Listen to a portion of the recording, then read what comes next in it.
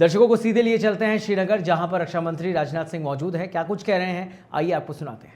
स्मृति को मैं नमन करता हूं। मैं हमारे घायल सैनिकों के साहस को भी नमन करता हूं और ईश्वर से यह प्रार्थना करता हूं कि वह जल्द से जल्द स्वस्थ हो जाएं।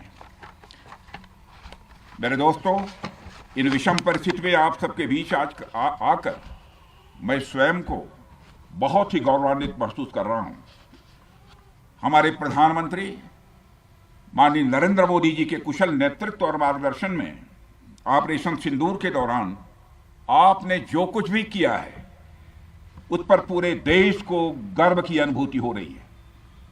मैं अभी भले ही आपका रक्षा मंत्री हूं, लेकिन उससे पहले तो मैं भारत का एक नागरिक हूं। रक्षा मंत्री के साथ साथ मैं आज भारत के नागरिक के रूप में भी आप सबके प्रति आभार व्यक्त करने के लिए यहां मौजूद हूं। पहलगाम हमले के बाद हमारे जम्मू कश्मीर की जनता ने पूरी एकजुटता के साथ और पाकिस्तान और साथ ही साथ आतंकवादियों के प्रति जिस प्रकार से अपने गुस्से का इजहार किया है, मैं जम्मू कश्मीर की जनता का भी अभिनंदन करता हूं।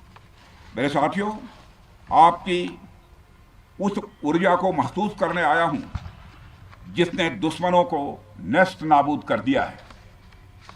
आपने जिस तरीके से सीमा के उस पार पाकिस्तान की चौकियों और बंकरों को आपने ध्वस्त किया, दुश्मन मैं समझता हूं उसे कभी भूल नहीं सकता। आपने देखा होगा कि आमतौर पर लोग जोश में होश खो देते हैं, लेकिन आपने जोश भी रखा, होश भी रखा और सूझबूझ के साथ दुश्मनों के ठिकानों को आपने बर्बाद किया है। आज मैं यहां रक्षा मंत्री के साथ साथ एक मैसेंजर के रूप में भी आप सबके सामने मौजूद हूं।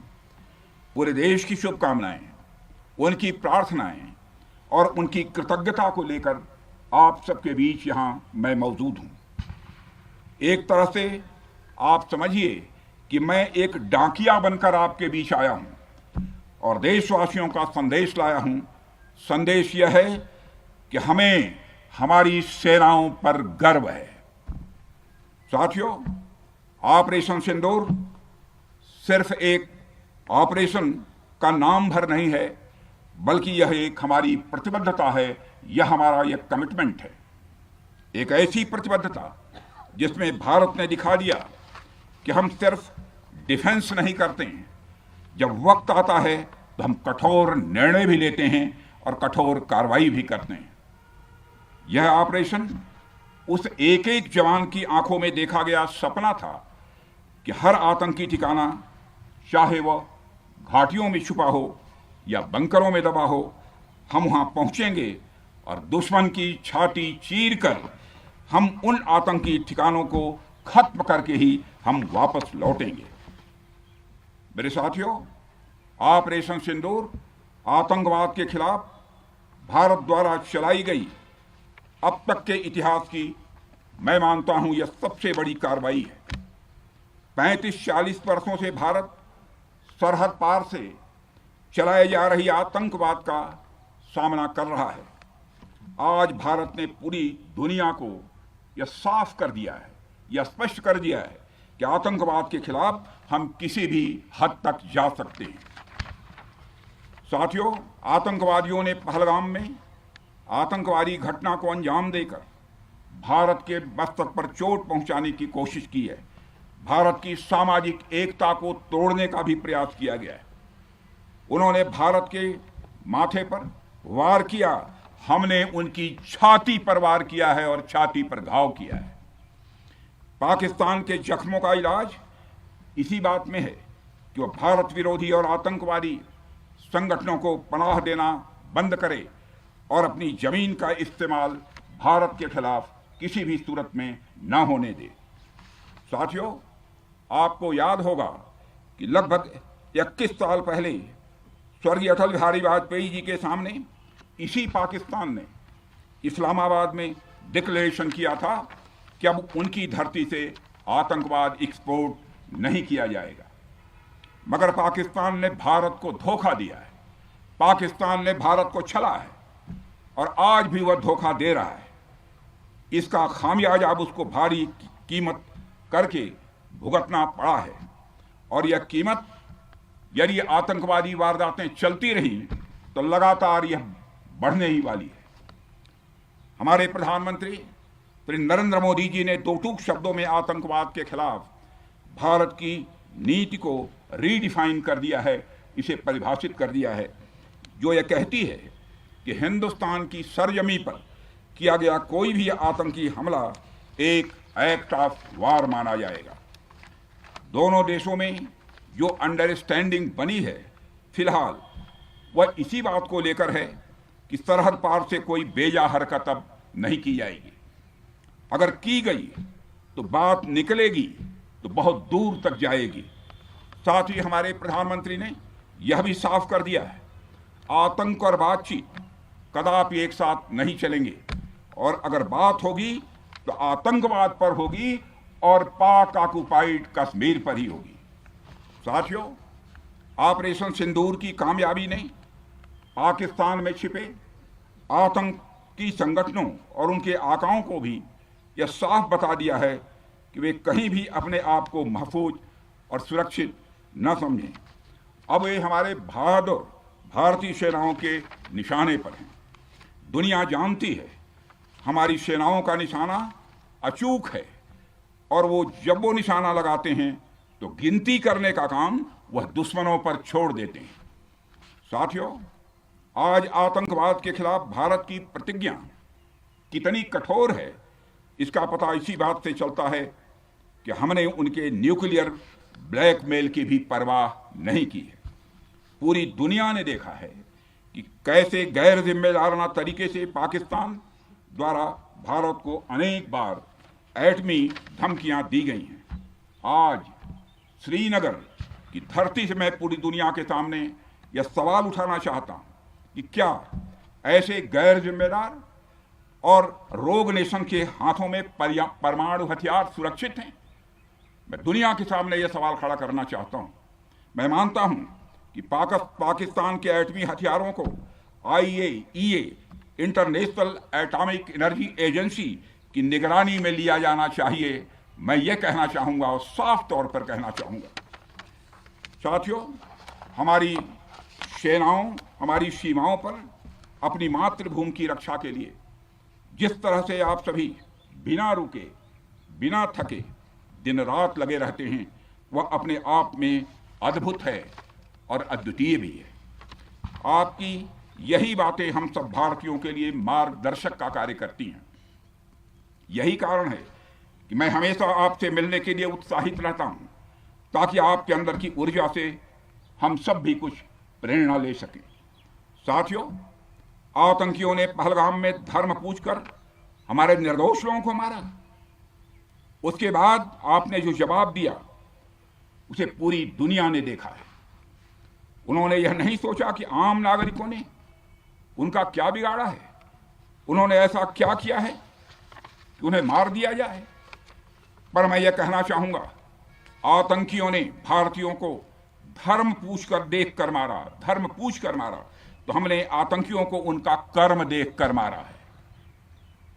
उन्होंने धर्म देखकर बेगुनाहों की जान ली, यह पाकिस्तान का कर्म था। हमने कर्म देखकर उनका खात्मा किया, यह हमारा भारतीय धर्म है। एक रक्षा मंत्री के रूप में मुझे आप सबको बेहद नजदीक से वर्षों से जानने का और समझने का अवसर मिला है। मैं आपके साहस और पराक्रम को तो जानता ही हूं, साथ ही साथ पहलगाम जैसी घटना के प्रति आपके गुस्से को भी मैं अच्छी तरह जानता हूं। साथियों, मुझे पता है कि पहलगाम के बाद आपके अंदर गुस्सा था, पूरे देश के अंदर गुस्सा था। मुझे पता है कैसा महसूस होता है जब धमनियों में बह रहा रक्त बेकाबू होने लगे, और मुझे इस बात की खुशी भी है कि आपने अपने गुस्से को सही दिशा देते हुए बड़ी बहादुरी और सूझबूझ के साथ पहलगाम का बदला लिया है। रही बात पाकिस्तान की, तो उसकी बात ही क्या करूं आपसे। वह देश तो मांगते मांगते अपनी जहालत से एक ऐसी हालात में आ गया है कि उसके बारे में यह भी कहा जा सकता है कि पाकिस्तान जहां भी खड़ा होता है वहीं से मांगने वालों की लाइन प्रारंभ हो जाती है। अभी आपने सुना ही होगा कैसे वह फिर एक बार इंटरनेशनल मॉनेटरी फंड IMF के पास कर्ज मांगने गया। वहीं दूसरी तरफ हमारा देश है कि हम आज उन देशों की श्रेणी में आते हैं जो IMF को फंड देते हैं ताकि IMF गरीब देशों को कर्ज दे सके। ऐसी स्थिति में हमारा यह भारत है। रामचरितमानस में स्वामी तुलसीदास जी ने लिखा है, जहां सुमतितः संपत्ति नाना, जहां कुमतितः विपत्ति निदाना। यानी जहां सुमति होती है, अच्छी नीतियां होती हैं, वहां सुख और समृद्धि होती है, और जहां कुमति होती है, बुरी मति होती है, केवल दूसरों के हित की भावना होती है, वहां तरह तरह की विपत्तियां स्वाभाविक रूप से आती ही हैं। पाकिस्तान जिसका जीता जागता यह उदाहरण है। साथियों, भारत के बारे में पूरी दुनिया यह बात जानती है कि हमने हमेशा शांति को प्राथमिकता दी है। हम आमतौर पर युद्ध के समर्थक कभी नहीं रहे, लेकिन स्थितियां जब इतनी विकट हो जाएं, जब देश की संप्रभुता पर आक्रमण होने लगे, तो जवाब देना यह आवश्यक हो जाता है। राष्ट्रकवि रामधारी सिंह दिनकर जी की पंक्तियां आपके सामने रखना चाहूंगा। रुग्ण होना चाहता कोई नहीं, रुग्ण होना चाहता कोई नहीं, रोग लेकिन आ गया जब पास हो तिक्त औषधि, कड़वी औषधि। तिक्त औषधि के सिवा उपचार क्या, शमित होगा वह नहीं मिष्ठान्न से। यानी कोई बीमारी अगर लग जाए वह मिठाई से दूर नहीं होती है, उसके लिए कड़वी दवा ही काम करती है। इसलिए आतंकवाद जैसे रोग के लिए भी ऑपरेशन सिंदूर जैसी दवा की बड़ी जरूरत हो गई थी। साथियों, पूरे देश में हमारी सेनाओं को और हमारे सैनिकों को एक सम्मान की दृष्टि से देखा जाता है। एक सशक्त राष्ट्र वही होता है जो अपनी सेनाओं को सम्मान के साथ साथ आधुनिक हथियार और साजो सामान भी दे जिसकी उसे जरूरत है। मुझे गर्व है कि आज प्रधानमंत्री जी के नेतृत्व में सरकार हमारी सेनाओं के लिए यह सब सारा काम कर रही है। हमने यह सुनिश्चित किया है कि हमारी सेनाएं हर परिस्थिति के लिए तैयार रहें। और मैं यहाँ पर army chief general Upendra Dwivedi ji को भी बधाई देना चाहता हूँ, क्योंकि बार बार मेरी चर्चा होती रही है और बार बार मैं यह पूछता हूँ कि जो भी आवश्यकताएं हैं उन आवश्यकताओं को पूरा करने के लिए हम पूरी तरह से तैयार हैं। और इसलिए इसके लिए हम वर्ल्ड क्लास बेहतरीन गुणवत्ता वाले साजो सामान अपनी सेनाओं को देने की कोशिश कर रहे हैं। आज आधुनिक राइफल्स, मिसाइल डिफेंस शील्ड और ड्रोन्स जैसी नई पीढ़ी के कई इक्विपमेंट को तेजी से भारत में ही बनाया जा रहा है। साथियों, इसके अलावा सीमावर्ती इलाकों में हमने जो काम किया है वो आप सब देख रहे होंगे। आज LAC और LOC पर भी कनेक्टिविटी है, वैसी पहले शायद कभी नहीं थी। हमने हर स्तर पर यह दिखाया है कि हमारी सरकार केवल युद्ध भूमि पर ही नहीं बल्कि व्यक्तिगत रूप से और पारिवारिक रूप के साथ अपने सेना के जवानों के साथ खड़ी है। साथियों, अंत में एक बार फिर आप सभी को आपके शौर्य और पराक्रम के लिए हृदय से हार्दिक बधाई देता हूं। मैं आपको यह आश्वासन देता हूं कि हमारे प्रधानमंत्री जी के नेतृत्व में देश की सरकार और देश की जनता हर कदम पर, हर स्थिति में आपके साथ कंधे से कंधा मिलाकर खड़ी है। मुझे पूरा विश्वास है कि आपके सहयोग से हम इस पूरे क्षेत्र में आतंकवाद का समूल नाश करेंगे, ताकि कल को कोई भारत की संप्रभुता के खिलाफ आंख उठाने की हिमाकत न कर सके। इसी आशा और विश्वास के साथ आप सबके शौर्य और पराक्रम की सराहना करते हुए और आप सभी को अपनी हार्दिक शुभकामनाएं देते हुए अपना निवेदन समाप्त करता हूं। बोलिए जय हिंद, जय हिंद।